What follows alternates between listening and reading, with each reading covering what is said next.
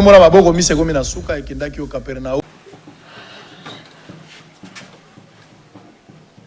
Bonjour, je m'appelle Tegra Betaola. Je suis venue ici parce que je suis durée avec cette maladie. Mes parents dépensaient trop l'argent. Ils sont totalement, vraiment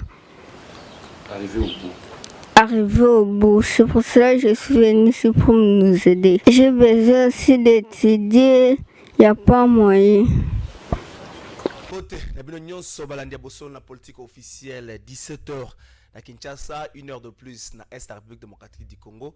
Vous allez belé vous allez na bosso na politique, vous allez na kati ya bandaku, vous allez na salon de coiffure, vous allez na kati ya ba wenze, vous allez na Kingakati et pas sénateur Joseph Kabila, vous allez na GLM, vous allez na Union africaine, vous allez et belé vous allez na bosso na politique, spécialement bosso na politique à 17h un seul point à l'ordre du jour, l'affaire AFDCA. AFDC oyo bandeko bele bakoma mona ngolo la solo ya Wenge, qui a raison, qui n'a pas raison. L'idée c'est là les fondateurs à Batami mais werana jibe bazako welela. Est-ce que AFDC wana ezalaka réellement ya bati likwebo? Est-ce que nenon kulu Madame la ministre na Steve Mbika et monsieur le ministre bazali na makoki ya kobeta lisolo ya AFDC? Pourquoi commission PAJ a zongisaki bango AFDC wana yango sto kokunda na mission na biso ya mokola lelo? Pour ce faire tous allez na bongo papa Joseph Muzenze Fumani wazali président national ya regroupement des acteurs multisectoriels de développement du Congo.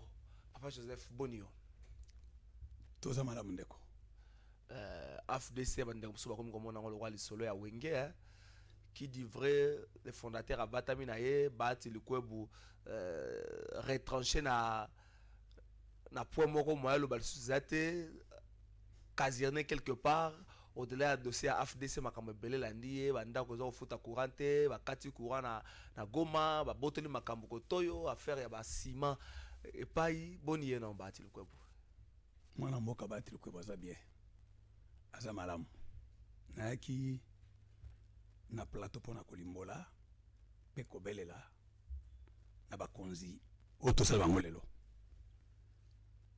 par rapport au dossier uti kotanga ya AFDC allié namona katanga batanga ka AFDC allié batyonso bakanzaka kaizaka eloko mokoneti mutuka bati asombaka ya ye te AFDC allié tokeni malem papa Joseph AFDC batu belé ba yebiango ya bati le kwebu AFDC ezalaki ya kala mais bakisika po azabendi bendi batu mususu tasangisi bango na kati eloko yango il faut boye batibeko mboka ningezo tambola AFDC c'est un parti politique initié et créé par Mwana Mboka Bati Kwebo. On a AFDC tout court. On a AFDC.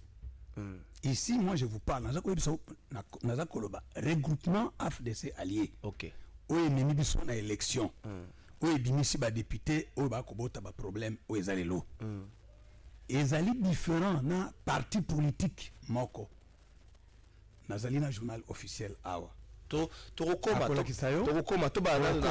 na origine ya AFDC et allié ou beta lisolo AFDC allié et botami na ngongani parce que lobby AFDC tout court ya sénateur Bat Lukobu existait dans le parti pas na élection mais AFDC et allié et botami na ngongani voilà AFDC allié et botami na ngonga oyo mobeko ya sika likunzi et bongwani balobi pona ko éviter ba multitude de partis politiques les kebele ba parti zo ko bota honnête mayebo misusu kana simandaku ba bengi parti politique mususu na wenze simandaku ba décider parti politique alors ba législateur ba mona kike malamu to réduire nombre de partis politiques te ba créer cassé les cambassé yango ane salaki et empêche et décourager et anéantir moyen ya ba parti politique bota mali sunu zo ko bota mezate ba to ba sengi pour que ba sala ba regroupement donc ce qui existe déjà na personnalité juridique na yo il fallait beaucoup de temps. Vous avez 10, 5, 3, 4, 5, 4, 10, 20, 30. Donc, ce qui vous sangani, vous salissez si koyo eloko moko. Wana bu kesu na ministère de l'Intérieur, ba reconnaître bino siko bu komi eloko moko. Parce que bino ndingisa ya ko fonctionner comme regroupement. Donc, tant que biso par exemple to utaka to zala kabate majorité présidentielle ya kala. Oya mwana mboka Joseph Kabila to zeko sunga ye panda ba la période de l'union les deux mandats parce que que les Cambodgiens na dernier mandat ne makambo changer tant que changer bon kuna na famille politique plateau ça balbino bo sangana bato na bato selon ba relation selon ngi bofandi bo wokani bozali 10 bozali 5 oyo ba okana ko baza kotambola nzela moko baza maele ndenge moko basangana biso bato tuta na ba ONG o tozaka na ba ONG de liboso tuta na ba société civile to moni que non toza pena moko na biso parmi biso o tokoki kosangana na ye autant na société civile autant pena société civile biso tuta na ba ONG ngana zaka na RMDK donc ça ONG moko na sala pona kotangisa bana na biso ya mboka bana Congo ONG doit na kobeta sona ngote produire pe ba élément ebele bimisi biso ba intellectuel ya ndenge na ndenge alors biso bato tota société civile to décider que non to sangana na ndeko na biso tana société civile pour que to tambola ensemble ndeto ke to ba parti politique na biso to zalaki na ebandeli 17 partis politiques. La création à FDC création ya FDC allié. Journal officiel yango ya memi son élection à 30 avril 2018. Donc là qui 17 partis politiques. Donc na kati ba parti politique on a pendant que tozali ko s'organiser pour na komanda ko déposer ba candidature déjà tout ça déjà coexisté. Reconnaissance yango. Alors bande comme super bande ko ya kwadere to comité na mutu ya c'est là to kalem olobi tango bandi bozaki 17 partis politiques to ko les 17 partis politiques boyo et constitué qui FDC et allié la jeunesse dans quels sont ces partis est-ce que tu veux tanga moko na moko vas-y tanga okotanga ka nomination moko na moko pena soko sukisi o la kisanga to baba nani bazalaka po Steve Mbeka pena parti na EPT parti travailliste pe bazalaki na nge ko ebisa oboye toza na poto kata na mukuse surtout quand on ordre alphabétique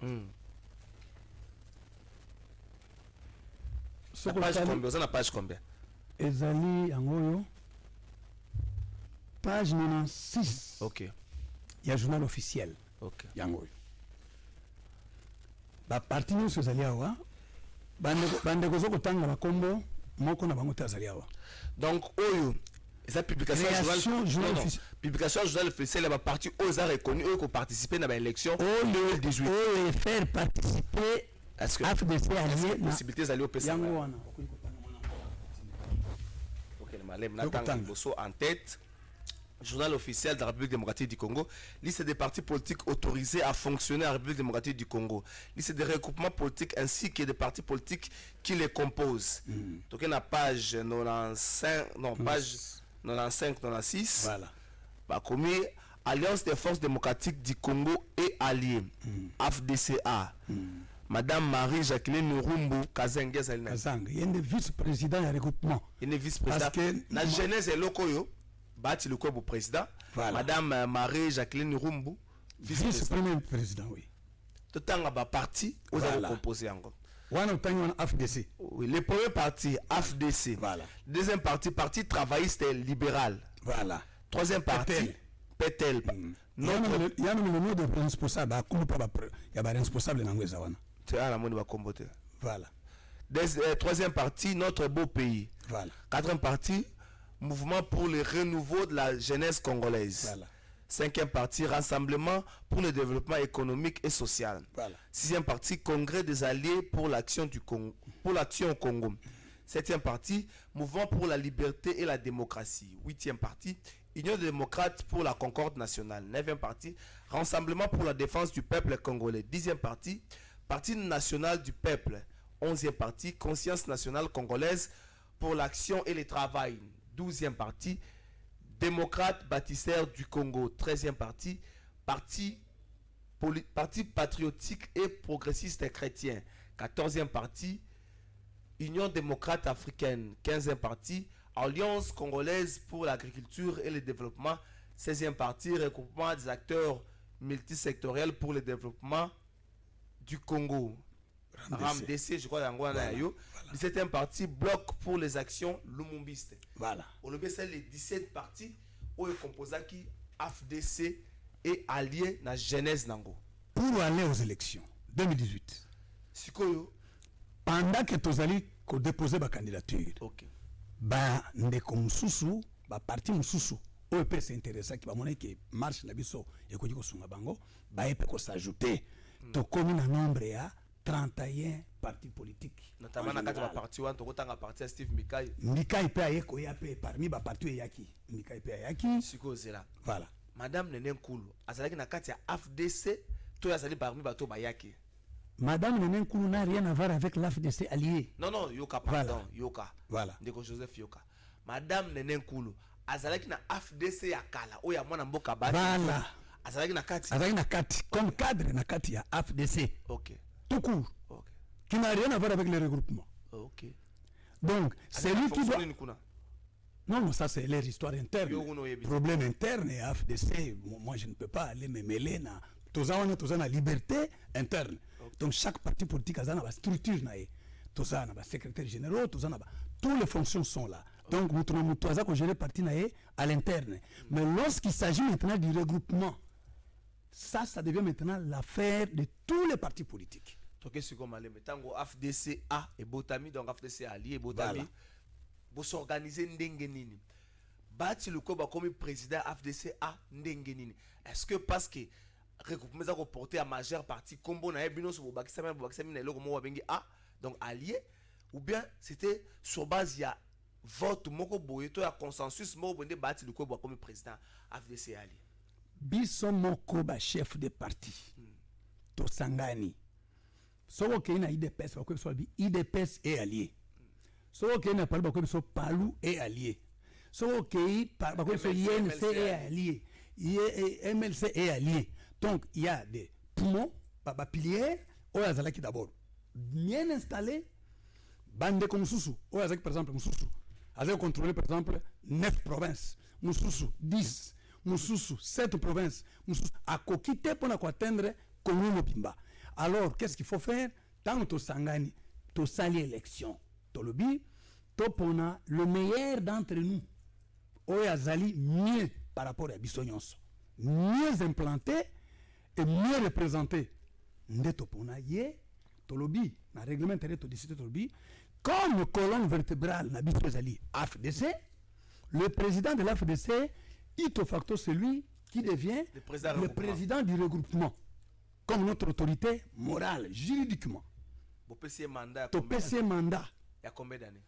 Mandat ezali déterminé, ezali peut définir na carte règlement intérieur. Okay. Bon, c'est nous qui lui avait investi, investirier. Azali ko représenter biso, azali ko engager regroupement partout. Nandenga za ko engager biso. Et si kanyo so kokende akoya apesi biso rapport. Bongonde akendaki ko signer charte ya FCC. To kende ki biso nyonso. Na charte FCC même ngai pe na accompagner ki nazalaki. To kendaka na Pullman Hotel, je suis parmi bato ba kende ki ko accompagner signature ya FCC. Voilà.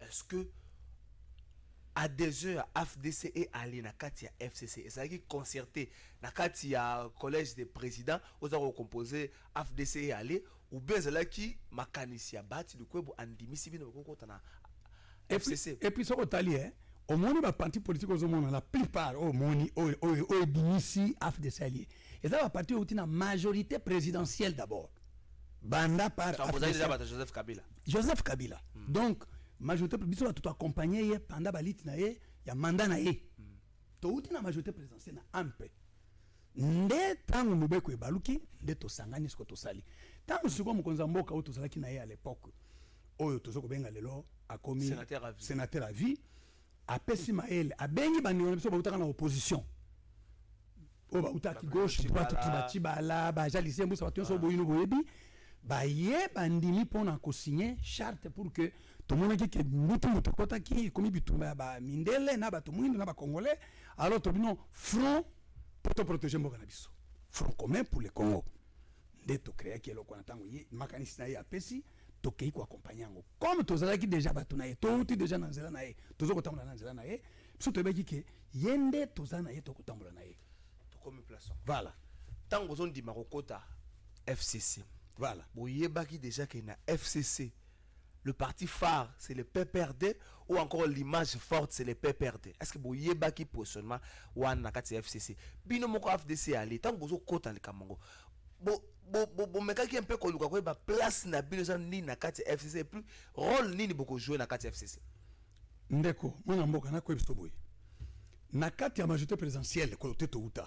oyo est créé et bien quand on a qu'à PPRD tabanda okonza voilà mutu na mutu chaque parti azali na autonomie na ye pe na vision na ye na emoneli na ye et mibeko même ba engagement nyonso esalema kuna elobi ke chaque parti azali libre na bapense na ye pe na vision na ye mais eloko moko eza kosangisa biso ezalaki nini koaccompagner mokonzi ya mboka oyo tozalaki na ye à l'époque donc vision na ye eza vision ya PPRD PPRD eza vision na ye bisaleli na ye eza ye te yango pour preuve même temps tokana élection moni ke baparti mosusu ezwi baparti mosusu ezwaki te mpo na nini bazalaki kojuge chaque acteur politique par rapport à baaction na ye moto akoki kozala bobengi ye non moto aza na tendance telle mais baaction ye azosala na mboka na bamokili ya baprovince na baprovince même na ville ya Kinshasa ezali kosunga population kolinga ye mais soki ozali na camp oyo ke ozali konyokola population ozala na camp ya majorité ozala na camp opposition soki ozali monguna ya peuple kopesa loboko te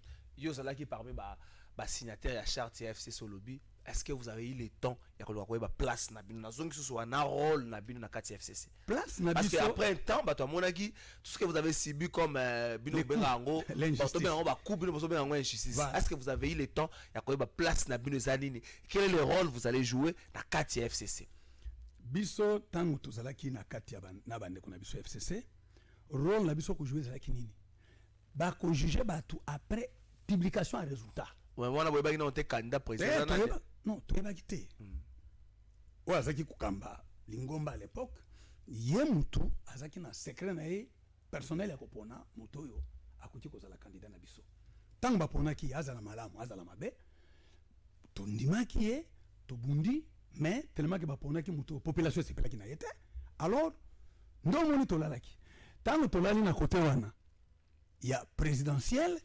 nzambe mpona kolakisa oke misala biso touti na société civile tokosala Joseph landana nundeko non c'est là Joseph Muzenzi voilà. Tokele Malembe voilà comment na bino AFDC ali bandi wana et bandi avant que tokoma na organisation élection voilà tango bosali FCC toyoka kuta ba audio ke baati lukobu banzembu na comme candidat président et ça déjà toyoka yango na ba réseaux sociaux za ko betama déjà parce que bino déjà na kwa na bino AFDC ali bobongama ki boyeba ke tsene tozoke na lisanga oyo biso batokosa tokozala ba dauphin ya Kabila c'est-à-dire AFDC ali ndeko komisa dauphin ya Kabila et kozala mwana mboka baati lukobu oyo bino boye na ele kola produit na bino na kati FCC malheureusement vous avez été surpris que Joseph Kabila pona et Emmanuel Shadar bino ba souci na bino banda wana et ça c'est ka te problème banda que le nez du problème za wana te na ko biso boye na politique hein ngai tokoso nazali politologue à formation c'est-à-dire que na politique bokoki kozala lingomba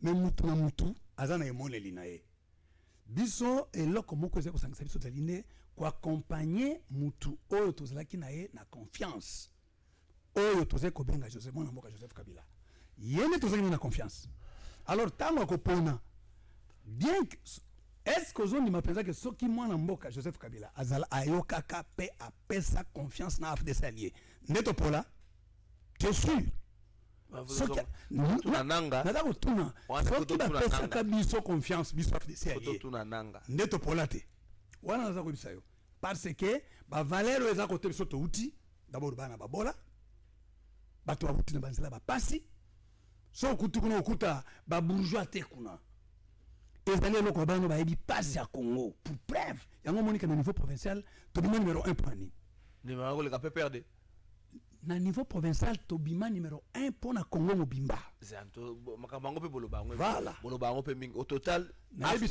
c'est là AFDC et alliés jour nanga a publié ba résultat tout ça na jour a publié ba résultats provinciaux na jour a publié ba résultats nationaux bino besoin na combien de députés biso tobima nationaux et provinciaux besoin na combien de députés 109 députés et nationaux et provinciaux bolaki PPRD PPRD na 108 toleka ye nazo kotalo na miso nazo ko bisayo PPRD bien là tu le ko yemo kuta sote na édition na lobi ke non écoutez ngape na zoate donc mutu kozo ezalaki te ezaki sei donc c'est on est éviter ba voix na yo kaka eza ba va regroupement donc au moins l'élection tokenda en 2018 eza différent na ba élection tokenda so tokenda ndenge ya nanga avant cour constitutionnel kota na élection ya nanga oyo de yoka na élection ya nanga oyo tozu ba MLC tozu ba nani députés nationaux comme provinciaux champions à FDC allié. Numéro Avant 1. qu'on constitutionnel la édition, nazo biso que majorité te mais champion de nom. Après le lobby champion. Donc 109 oyo mon côté à Salango. Bosso na politique, je crois que Frédéric Kipi Moza oyo Maramoza. Tu m'as 109. Sans pour autant, voilà. Sans pour autant, Jija Kolobo Tengai Boy champion FDC à parti pour le donc parti le club a mis meilleur coach malgré Chadar côté qu'on a 8 Chadar côté qu'on a coach ça assistant. Yazala qui candidat président de la République. Parce que le côté qu'on a coach ça assistant pour conseil on appelle ça qui bino pour ça c'est une fois on peut Chadar mana la plus de député que ça. Et avec ma président. Na niveau national on a des députés nationaux. Peut perdre à numéro 1 parce qu'il y a 52 députés. Biso to mena 44. Biso ce côté ko barende na côté provincial. Vous comprenez? Okay. Vous dites que Congo est la province. Hein? La République de tout le Congo, c'est 126 provinces. Tout pour ça. Voilà. Tout pour ça. Kuna totiki. Tant que tu sikoyo, FCC Botami. C'est faut que na ba élection le bozui sans pour autant ba simba ngo bobimi champion 109 députés nationaux comme provinciaux. Voilà, ndi bino pepper d'abina 58 bolé na député moko. Voilà. Mais ba ambition ya bati le kwebo. Il y a récupérer institution moko loko la rataki yango na présidence a memi yango na niveau à Sénat. Joseph Kabila na FCC bon tout Joseph Kabila mpana FCC et Poni Alexis Tambo Mwamba loko la candidat président na Sénat bati du ko peut ko annoncer candidature na ye ba problème na bino banda ça te souci pour ça ya bati du ko asa kaka institution moko ne kabola bino na banda ko FCC naza ko ebiso boye ezali ambition oyo biso ba responsable ya AFDC allié autopesa na maboko ya mokonzi ya mboka ya kala sénateur Avito komela ye bokomela ga yaki ngana zali bato oyo bakomi mukanda wana na signé yango na kombo ya lingoma na ngai ya politique to senga to lobi boye mokonzi ya mboka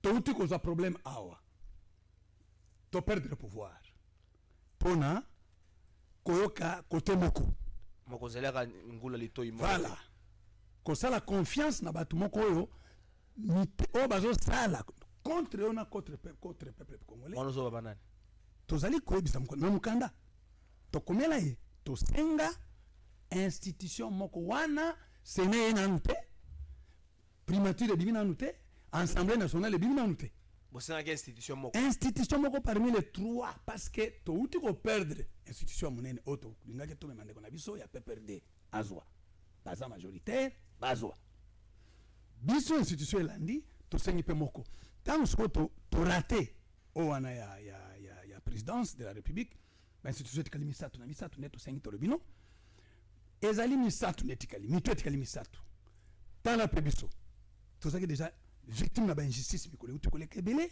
to supporter belé mais cette fois-ci tala pe biso na biso to zabana na yo o ezelo na yo propre mais o ezelo ya bandeko na yo o ba moni passe belé na mboko pona komona yo reconnaît très biso pona mbala o atane institution moko ezami sato mais besoin que ba gouverneur landa s'il te plaît gouverneur ce ne sont pas les trois institutions nationales ya mboka zo kamana ba institution ya minene ezali président de la République Assemblée nationale et Sénat y compris le gouvernement. Moi na batu mukonza mboka apesa pe biso réponse ya bien ayebisa bino nini tokotala likambo wana ekosila tokobenga bana vete salemi kinga kati Kinshasa kinga kati salemi par après badongolo misu oyo balingi ni congolais ni bonamo ya congolais tant ba prendre que non mokonza mboka azali favorable pona kosunga bato na eloko moko côté laboratoire na bango ba bête loko na mo ba beta ko bino yoso boyebi blo nini biso to vanda to moni communiquer bato FCC ba vandi balati ba veste ba tagi bête loko na bango ba betaka obino yoso boyebi wana ba moni ke pona bango ba sepela kite ba keko na ba keko kale ba checheche mu wana pilipili ba balokeli tout ça makama bimi ebele otoko to en télévision to ko landa ngote tout le monde dernière minute match changé. Assemblée nationale ba nommé ba proposer candidat bitumba bien on a mouvement Thomas Lokonde to consort qui m'écoute ba député ya biso bazaki na assemblée nationale bango nyonso bavota mabunda mpona respect ya déontologie tolali tolamuki primature peut perdre sous sa mais tant ozotala ba représentativité wana ozomona ke to sentir que oyo ekomi injustice zelana tango babimisaki Shadar et Dauphin est-ce que na FCC bozoki tanya kusolola pona kolobana mokonzi mboka kala Joseph Kabila keno lokolo bimisi Dauphin muto PPRD biso bato FDC ale to sengi na yo ndenge tozokendela tokozwa bomoni kamere na Félix Tshisekedi tango bakutana tango basololi bayokana ka déjà yo topeso yo nga soutenir na présidence mais yo kopesa nga primature bango mbale bayokana est-ce que bino tango bosali FCC Shadar abimi Dauphin bovanda kite bozwa tango yokana biso tokozwa parlement biso tokozwa boyokana kite tala biloko ezami bale ko comparer biso ndenge kamere na IDPS bazati nous étions une famille donc malgré famille mais les solos landa nazo ko bisayo biso tozalaka na batendance wana te oyo bato mosusu bato oyo ezali mariage oyo bato mosusu oyo bato mosusu oyo leader mosusu leader biso tozali leader moko à l'époque c'est Joseph Kabila tobaki que c'est lui notre père il doit trancher comme un bon père de famille et à cause de la conscience moko ekosala ke a maîtriser force na ye parce que force ezali force c'est nous la force aujourd'hui nous sommes en Congo nous sommes en Afrique. Chaque communauté a son apport. Vous me parlez de mon frère qui est le professeur Batilko. Il est de quelle province? Aza Bukavu. Est-ce que moi je suis de Bukavu? Donc, mon konzi, il fallait à maîtriser ma troupe naïe.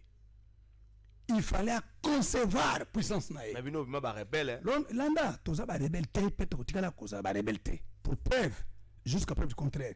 Il y a aussi une déclaration moko utina FDC allié contraire et menace ou bien ko finga ou bien na oka biso to démissionna zelana non s'il te plaît to komi sika moko malamu zela voilà yo lobby nani bosa déclaration mo contraire te à FCC est-ce que lelo boza ko se sentir kaka na kati appartenant au FCC ou bien ko boza le bana pour toza na FCCT biso toza na FCC donc boki pe critiquer ba action FCCT ngo lobby wana FCC ezali plateforme politique éthique les osala action na bango peuple nde a ko juger bango boki ko critiquer bango te non ce qui mabe ezali ce qui concerne peuple congolais que nous sommes on a tout critiquer c'est normal c'est ça notre droit non comme peuple mais l'ingoma politique éthique les osala action na bango ça comme na bango population nde a ko juger mboka nde ko juger ezali ça ne revient pas à nous biso bato lingoma mususu nde toza misu na biso to chaba c'est comme si biso bato na biso tozo sala bato ya yene sebe bato ya neni makambo wana etali bango te mais ce qui touche peuple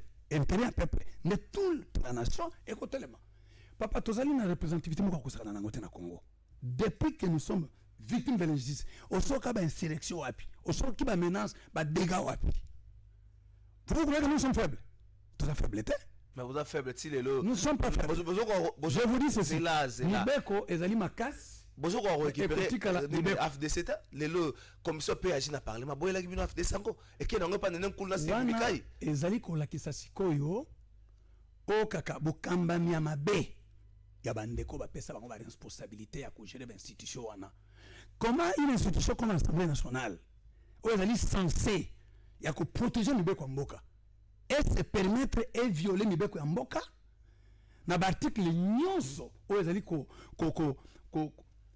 déterminer fonctionnement de l'Assemblée, même création, il y a un groupe parlementaire. Ils ont violé tout. Vous avez un groupe parlementaire. Vous avez un bino FDC, allez, vous avez un et là, on a une assemblée. Pour un biso, pour un gars, qui vous parle. C'est une caisse de résonance. Donc, vous allez pas pouvoir régler par compte. Mais depuis, il siège parce que tozo ko biso to ligninde justice. Ya mboka ouais biso, o biso to ko pesa confiance. Avec les nouveaux animateurs au Bautikoya, n'a qu'au profiter na occasion pour na ko belle la mokonzi mboka. Zela, tozo komo belle la mokonzi mboka. Au moins te makamu sezo comme la bino. Ça gourmandise ya bati le ko bune même na la situation. Bati le ko zela. Voilà. Depuis que Joseph Kabila zaki mokonzi, bati le ko bazalaki toujours na positionnement moko favorable.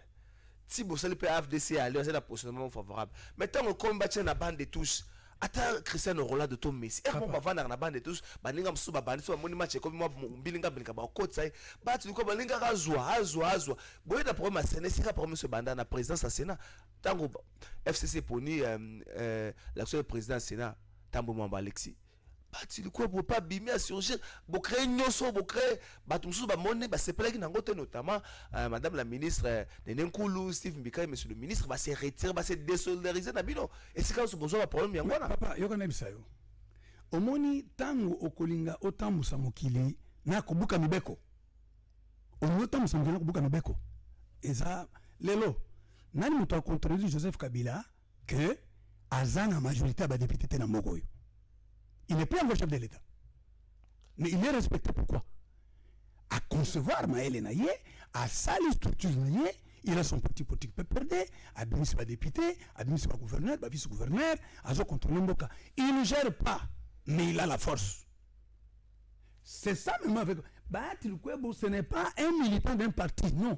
C'est un chef d'un parti politique. Il a maîtrisé, implanté parti Naye. Na FCC, Landa. Je vais te dire quelque chose. Il faut aller au Eba. Nibeko na biso mboka, ezali ko pesa ndingi sa pouvoir des peuple. Okoki kozwa yango te soki ozali na peuple simana ote, peuple ba voter ote.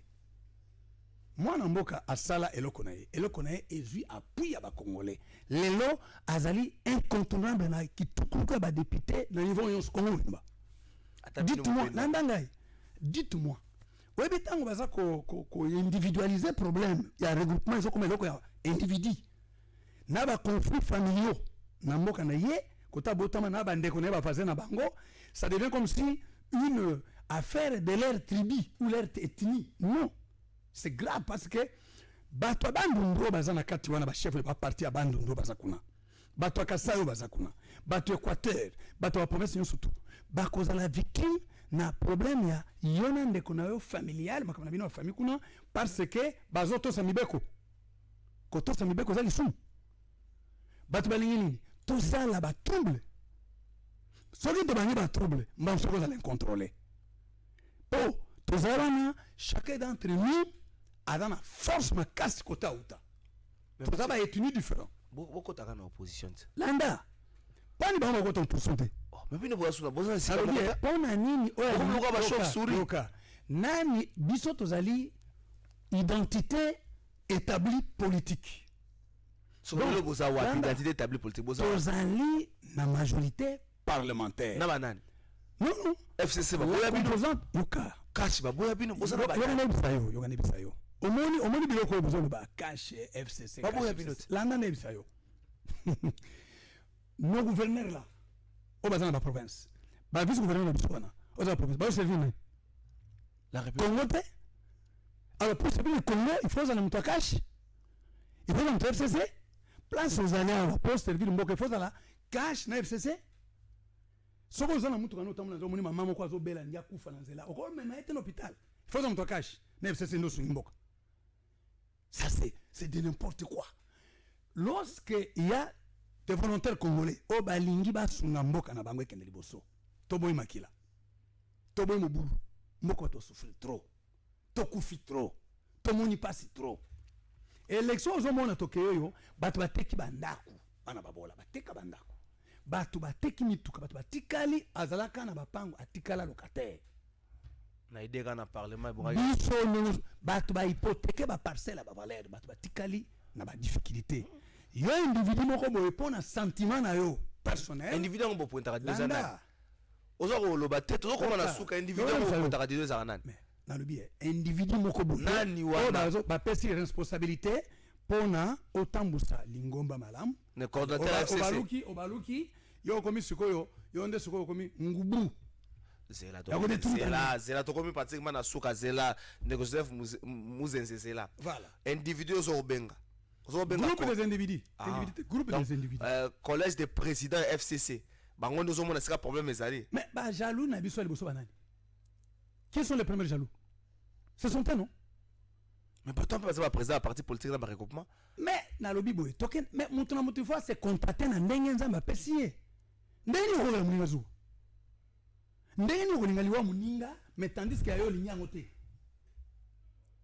est-ce que natunaka bandeko oyo bokendeka na bamorke bomona makambo ezoleka na morke soki otambola mamorke okoyina kosala mutu mabe oui okotala mutu aza kotambola aza kodondo akomi eloko apamba bapolitie ebele bakota ya morgue te yango na ebisio basuka aminga na libanda bakimaka mpo biloko basimba ebangisaka bango voilà mutu normal oyo atambola amoni akoti na morke soki atali morke atali makambo ezoleka na morke alobi seke naza ntina te na mokili sikoyo bino eza pamba na minute na ngonga oyo présentement démarche nini boza kosala pour que bo revenir na droit na bino AFDC et allié c'est la pardonnance voilà. Ça ezongela bino surtout avec le nouveau promu na niveau magistrat qu'est-ce que vous entreprenez encore pour que AFDC et allié ezongela bino pour le photo lo bango vérité nene nkulu na Steve Mbikai ba boto la bino ngo botika na ngwa zela botika na ngwa ba ni nengo la tibo mais administrativement parlant boza nango sous non juridiquement et administrativement ils sont vides je te parle démarche ni boza ça juridiquement et administrativement ils sont coquilles vides bazan le côté parce que ministère intérieur où ils sont censés tant que vous êtes journal officiel, lorsque tu n'es pas reconnu, identité nous autres. Vous n'avez pas l'identité. Lorsque l'Assemblée nationale est Bouki Mibeko, tant maman Oyo, et Luka Makambo l'Assemblée nationale, a sali, et Luka Makambo, oui, bien été. Maman Luka Makambo l'Assemblée nationale, oui, bien été. Nani, oui, bien été. Nani, tu comme nous l'Assemblée nationale. Président de l'Assemblée, Janine Mabunda. Et Luka Makambo. Oh. Et Luka Makambo. Donc, Eluka Makambu, l'Assemblée nationale. Comme on est Eluka Makambu. Alors que les bâtis, le coup est FDC allié. Yeah, ça, le bâti, tu es allé. Naïbso, tu as un combat mutumoko. Tu es belé. Oui, non, et c'est l'oko ya battu belé. Mutoki ya battu belé, ça place wana. Et Zali va sacrifier sa battu belé. Donc, naïbso boye, tant ya buki mibeko ya kuna.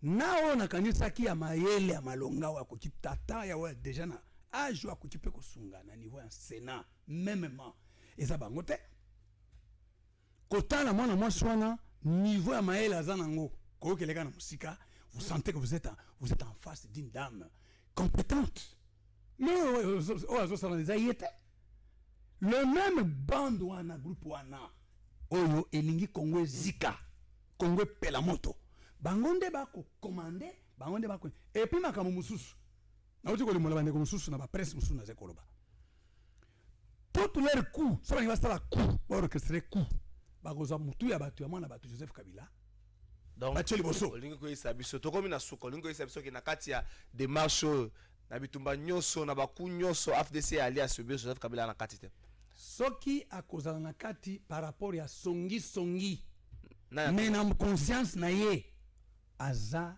na makambo ya te pour preuve na uti ko episode lubi même baza ko loba biloba loba Joseph Kabila aza na malamu aza na mabe mais pona bolamu moko kaka sali to tebika sali bolamu ebele aza mutu mais na bolamu moko asali oya kotika ibonga que mboka ezika wana constitution bolamu na eta non constitution bolamu na eta to moni na bamboka mususu ya Afrika awa constitution ezali to moni constitution ezali yo moko yebi Afrique ndenge zotambola mais mutu wana likambo sala to reconnaître ata pona likambo wana alors bosoto na biso to latisaka yete Joseph Munzenze Fumani voilà président ya RAMDC l'un des partis membres ya AFDC allié fondateur to komi na suka ya mission lelo est-ce que mamu solo beza ya solo nyonso na ko beza solo vrai ou faux AFDC qui n'a pas boto la bino faux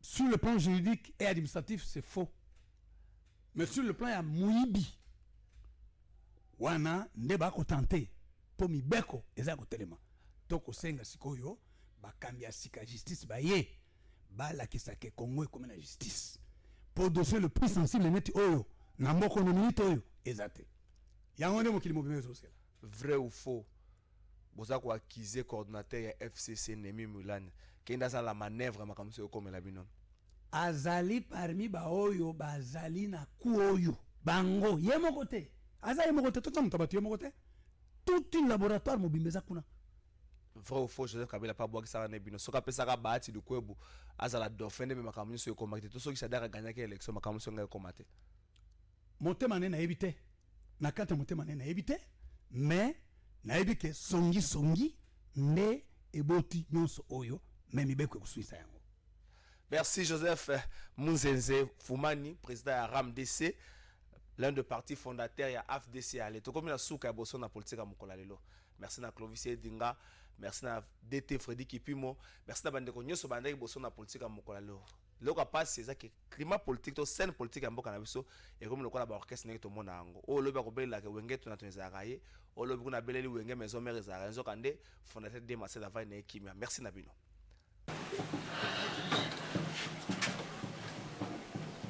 Bonjour, je m'appelle Tigra Betaola. Je suis venue ici parce que je suis durée avec cette maladie. Mes parents dépensaient trop l'argent.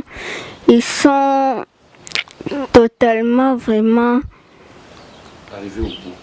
arrivés au bout. C'est pour cela que je suis venue ici pour nous aider. J'ai besoin aussi d'étudier. Il n'y a pas moyen.